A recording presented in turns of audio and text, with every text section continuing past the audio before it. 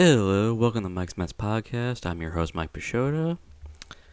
So let's talk about the Mets' 6-2 win over the Miami Marlins last night.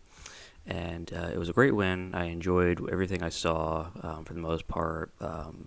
Anything I didn't like, I'm going to talk about now. But let's talk about first the Mets' starter performance from Tyler McGill. And not the best start. I mean, there's things to like, but I would point to the fact that McGill at times was very wild.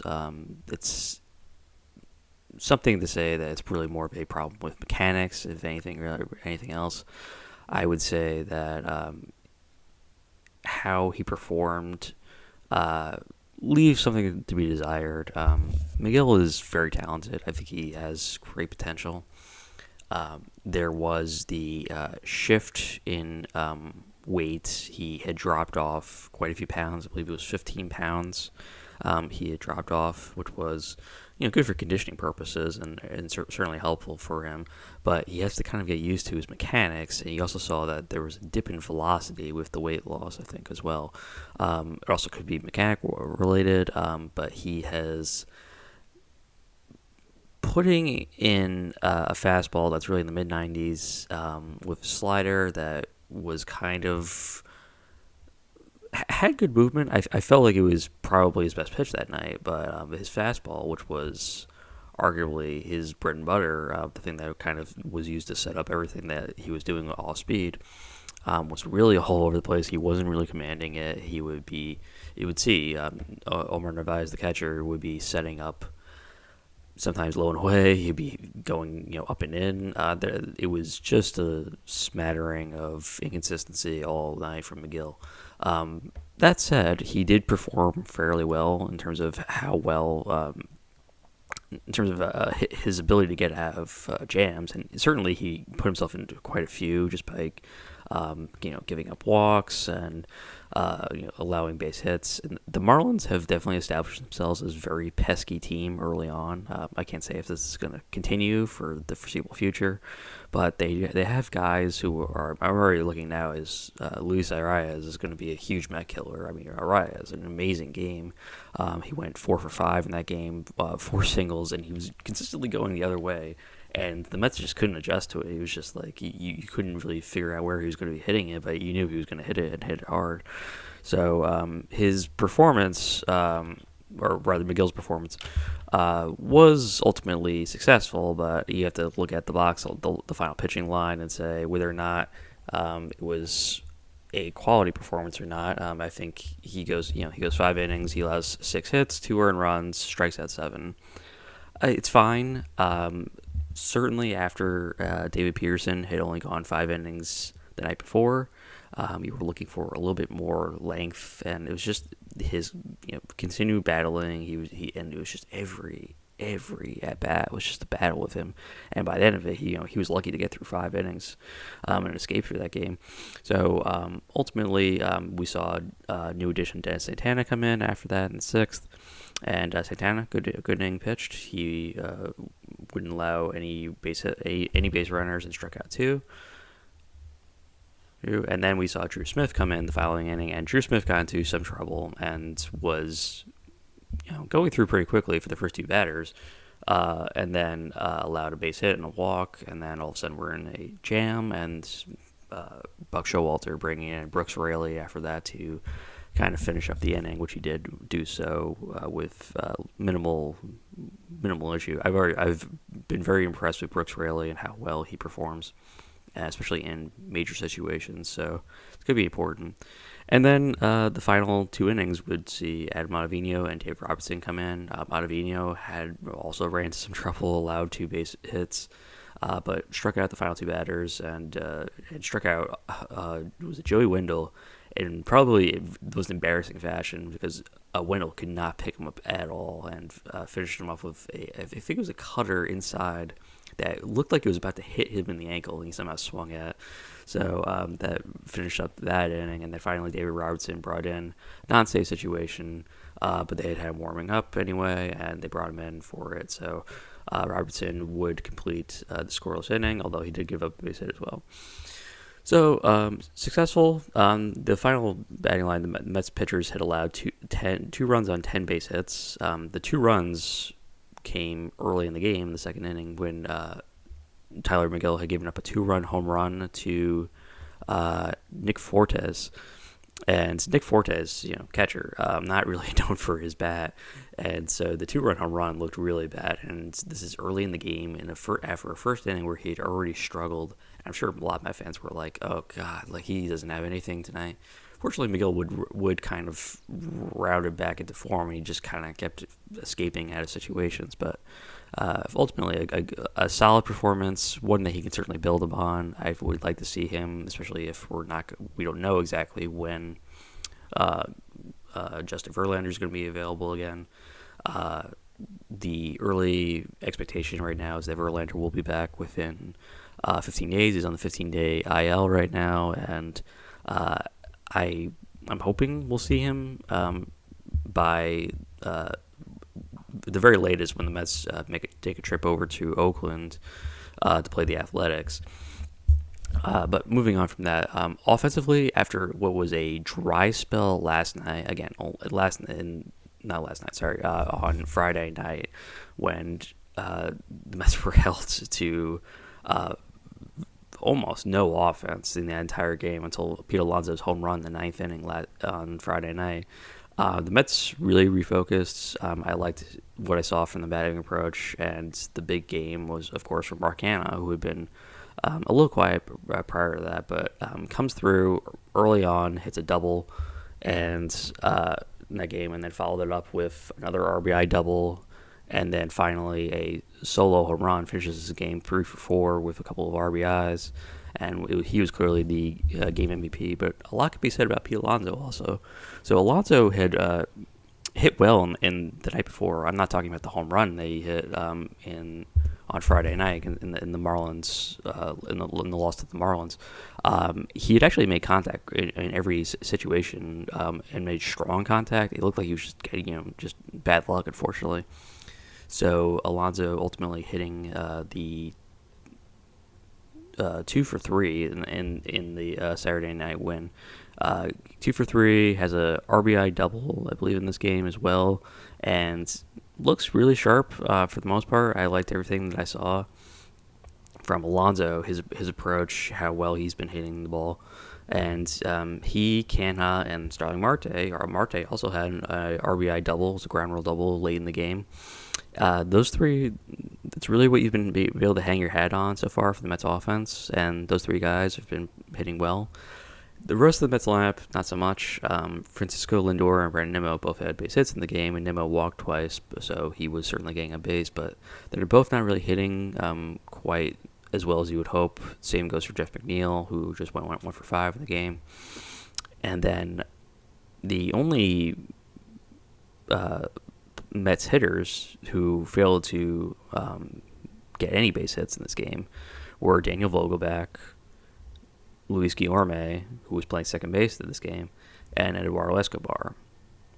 And these are the positions that have a lot of people, gave a lot of people cause for concern, because these are the positions that no one really knows what they're going to get from. Second base, when Guillorme is playing, Guillorme not really an offensive player. He'll get his base hits, and I think if he hits like 270, people will be happy, but he's really a utility infielder, really more known for his glove than for his bat. And then the two positions that people are most concerned about are DH with Vogelbach and third base with Escobar. And Vogelbach, listen, I certainly like Vogelbach a lot, and I think he has made a great impression on Met fans. He's not a full-time DH. He can't be. He just hits so badly against lefties. He's a platoon hitter, so you can't be expecting him to play in these situations against left-hand pitching at all. And then in this situation, we had a right-hand pitcher on the mound with Edgar Cabrera, and Vogelbach still was really swinging everywhere, but where he needed to be hitting. So it led to an 0 for 4 night for him. And then most concerning is Eduardo Escobar. And Escobar, very very nearly had his job taken away when the Mets were flirting with Carlos Correa earlier this year, but ultimately nothing came of that, and Escobar still had his job. And then he had to fight off Brett Beatty, who was having a great spring training. The Mets ultimately made the decision, cockamamie as it is, to send Beatty down despite his great spring training and keep Escobar up. And already it's a decision that's causing a lot of turmoil. No one really knows what exactly the impetus was. Billy Epler's given his explanation, although I don't really know how well anything could really be received from Epler, because his explanation really made no sense for the most part. I will say that what we saw from Brett Beatty the night prior does make it seem even harder to trust that this was the correct decision, because as Eduardo Escobar was going 0 for 5, making weak contact, really not looking dangerous at all at the plate. And this is basically how he was looking for much of last year at the plate. Brett Beatty was going 4 for 5 in a spring training game against the Worcester Red Sox, and he goes 4 for 5, drives in 5 batters, has 2 home runs, both of which are just like no doubters. And Brett Beatty, and stole a base also. Let's not forget that stole a base, and just looked like an absolute beast. And you're like, why is this guy not playing at the major league level? Hard to say. And the decision does feel like they're going to bring up Beatty pretty quickly. I think, especially if he keeps hitting like this, you would think probably by the end of the month, maybe early May. I forget when is the exact time frame for those types of decisions in order to keep them eligible for arbitration and stuff like that, but in terms of their service time. But Beatty will be up soon, and I think will replace Escobar full time. And then you have to make a decision about what you want to do with the DH spot. And again, this is something that people were looking for the Mets to upgrade on, because you like Vogelback and you like Tommy Pham and you like Eduardo Escobar. The three of them are really second choices at best. Escobar has just been, frankly, a disappointment since the Mets acquired him. So you would like the Mets to either make a move or possibly bring up someone else. And this is where the Mets farm system, they do have prospects who look like they're major league ready. And it's Francisco Alvarez, who people expect to be up at some point this year as well. You have Mark Vientos, who had a good spring training and looks like a guy who could potentially be the full-time DH as well. So you have these talented young prospects who are in the verge of being brought up to the major leagues. And if Eduardo Escobar is going to be given this kind of effort, you got to wonder if he really needs to be in there at the line, because they need to really stretch this lineup out. At the bottom of that lineup looks really weak, especially when you have guys in starting like Eduardo Escobar and Luis Guillorme and Tommy Pham. Nothing against Tommy Pham, but like those situations where you have them playing, it can lead to some problems. And Tommy Pham, actually, I forgot to mention, he went 1 for 1 in the pinch hit spot, so nothing against Tommy Pham, who's looked okay so far, but I don't really look at him as a full-time DH either. And then finally, I just want to mention Omar Narvaez, who had a pair of RBIs in this game, pair of base hits. He's been coming through early, and that's looking like a solid acquisition so far. He's made a good enough impression that I'm like, oh no, if Tomas Nido is ever playing this game, the lineup is like diminished by like 3 spots. So I've liked everything I saw from Omar Narvaez. That's looking like a really solid acquisition, and you would assume that he will be kept around once Francisco Alvarez makes his come up, but questions about the Mets lineup certainly have to be taken into play. However, last night was a great success, especially after that ugly Friday night performance. So they finished the night with 6 runs, 12 base hits after a rough night. Always looks good. So a good win. Even in the situations where it was tight, the Mets didn't seem to lack confidence, and they came back pretty quickly. after that. And then from there, they kept the Marlins off the scoreboard. So a good win. I liked everything I saw from the Mets that night. And we're hoping to see more of it tonight. So we get to see the big league debut of Kodai Senga, who's going to have a lot of eyes on him. There's a lot of pressure. He's going to be pitching in what is probably up to this point got to be the biggest game of his career. So he's, by all accounts, very relaxed, very very calm on the mound. I think we'll see a good game. The Marlins have proven pesky early on, so we'll see if that does play a factor. I know Showalter wants Senga to go at least 6 innings in this game because his bullpen has taken a beating over the last 2 games from Mets pitching just not really going deep so far. But he will have the bullpen on stand just in case there was any kind of problems with Senga. But we're hoping to see a good debut from Senga. I guess we'll see how it goes. I'm gonna put the over under on. Oh, I'm gonna predict right now that he's gonna finish the game 6 innings, 6 base hits, 2 earned runs, 8 strikeouts, and I'll put it on that, and we'll see how close I am to that actually coming true.